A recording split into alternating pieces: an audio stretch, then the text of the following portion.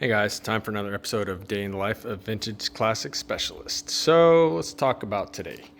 So this morning, first thing Rafa did was he worked on the Beetle just for a little while.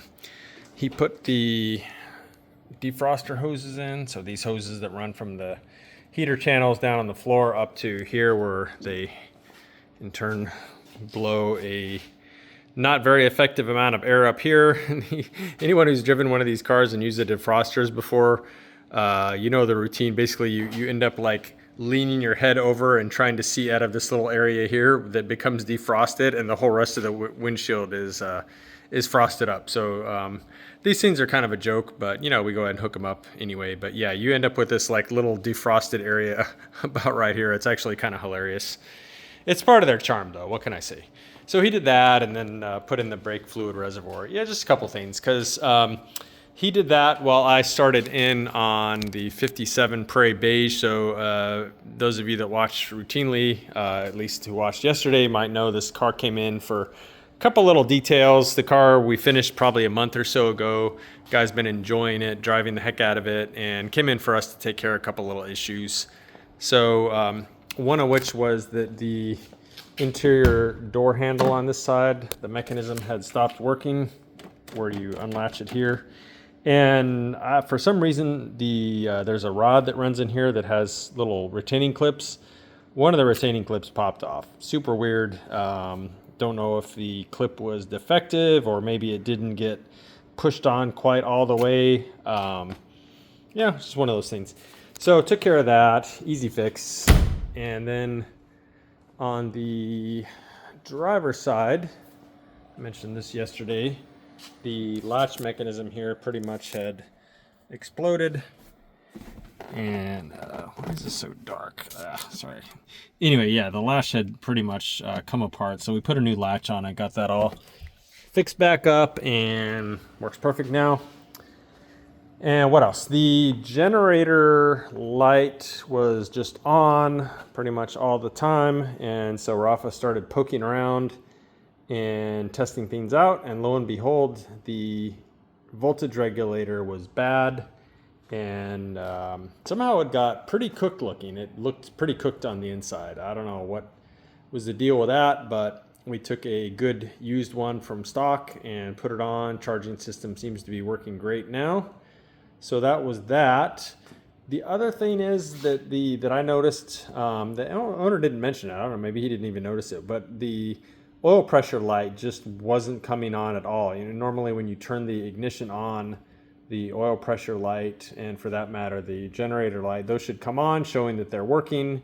And then you start the car, and if everything's working properly, both those idiot lights go out unless there's a problem. So I don't know what was going on with this thing. So I think the oil pressure on it is just a bit low. Again, those of you that are regulars around here might remember me talking about this when we had this car before. So we are trying one more thing, which is to put on a new oil pump, actually a slightly bigger one. The pump that was on there was an original one, and it just seemed kind of wore out. I had kind of blueprinted the pump and cover and stuff before the original one, but I think it just wasn't really outputting enough oil pressure to, you know, adequately turn off the switch and so on. So we're putting a new one in. A 26 millimeter stock on this 36 horse is, I don't know, like a 19 or 20, maybe 21 millimeter, a bit smaller.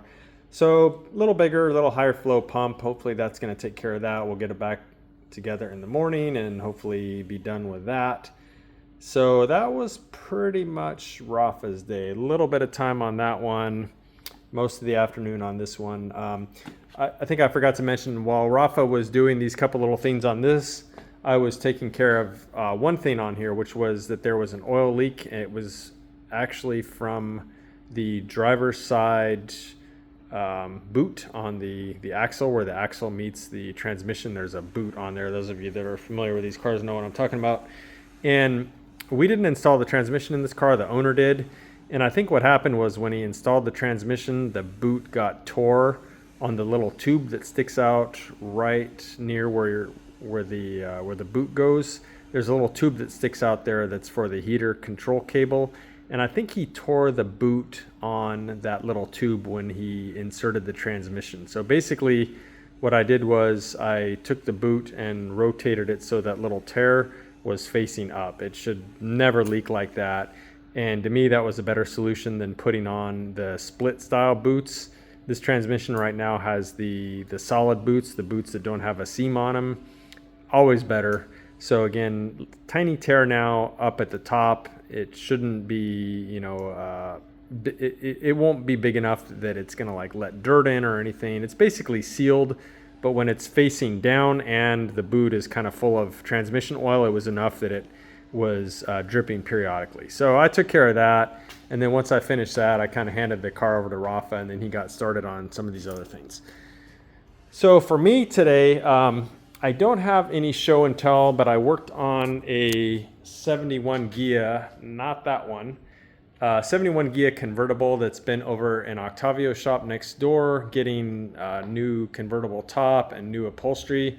The car's been sitting for like probably 2 months. The car wouldn't start, and so basically spent the day troubleshooting that car, getting it to start. It had or has dual cadran carburetors on it. They were a complete disaster. The synchronization was out really bad. Like when one of the carburetors was closed, the other one was open like a 1/4 inch. I mean, it was pretty bad.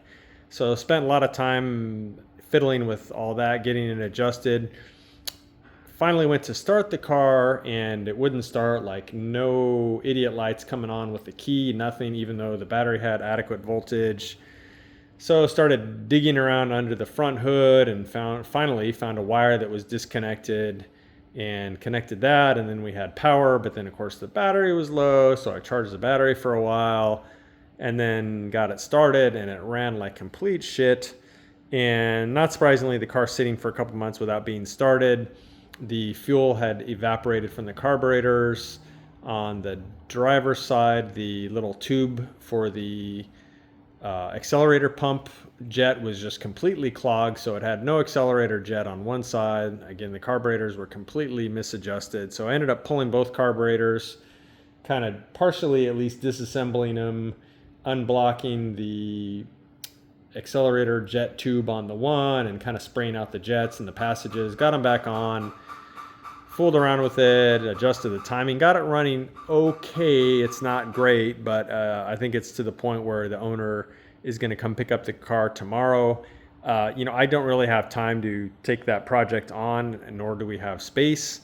So I kind of got it running good enough where the owner should be able to drive it and get it to a shop that actually has time to spend more time with his carburetors and really get them dialed in. I think the accelerator pump squirters need to be adjusted. It may need some jetting. I don't know what else is going on with that car, but it was not running that great even after I kind of went through the carburetors and degunked them and stuff. Anyway, so I pretty much spent more than half the day on that. The only other thing I have here for show and tell is we got some very nice looking parts back from Zinc Plating. So you can see these are the window regulators for the 64 Beetle, that blue beauty back there. Bunch of other parts. We had all this stuff zinc plated, speaker mount, ashtray, door check rods. So yeah, all this stuff came back looking amazing. It's going to be great on that car. And then I bought some parts for the 68, which as it turns out might be a 69 double cab, some brake backing plates and drums and stub axle. I may need another stub axle as well. So yeah, bought some parts, nothing too exciting. But that is pretty much it for today, guys. Thanks for watching, and we will see you again tomorrow.